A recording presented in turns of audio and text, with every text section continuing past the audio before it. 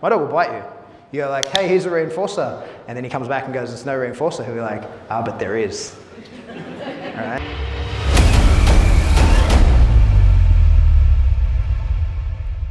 So all markers are like a battery, right? So the idea is that you charge or you load your marker and you fill up the battery, right?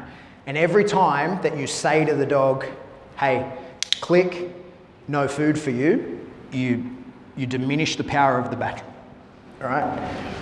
The thing is, that works in positive reinforcement. I mark and he goes, where's my food? And you go like, oh, there's none. And the dog goes, you motherfucker. And he might fall for that 2 or 3 more times. But be careful, he might bite you, right? My dog will bite you. You go like, hey, here's a reinforcer. And then he comes back and goes, there's no reinforcer. He'll be like, but there is. All right? So you got to be careful. But the idea is, you see people, and this is why I don't like yes as a marker, because people burn it out, right? They go, yeah, that's cool, right? And the dog goes, was that the marker? I didn't get the reinforcer. I don't care about it. The thing about punishment markers is that that's still true, but on a much longer timeline. Because if you say to the dog, no, or whatever, nay, furdoma, 1 second gap, punishment, because you didn't change your behavior, then you say to the dog, no, and he does change his behavior, he avoided the punishment. Yeah.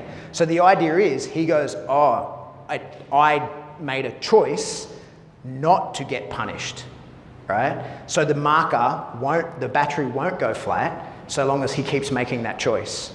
If you ever say to the dog, no, and the dog goes, I can do the motivational maths, right? Like, you have the capacity to punish me 8 out of 10. That's all I've ever had in the past, right? You're only willing to do that. But the thing that I would rather be doing is a 10 out of 10. He goes, I will accept that, right? In this moment, it's not punishment, right? To do the thing. And if you don't have the capacity to do it. So imagine we're using the electrics. I don't like this way of using electrics. We'll talk about how to do punishment later, but imagine this.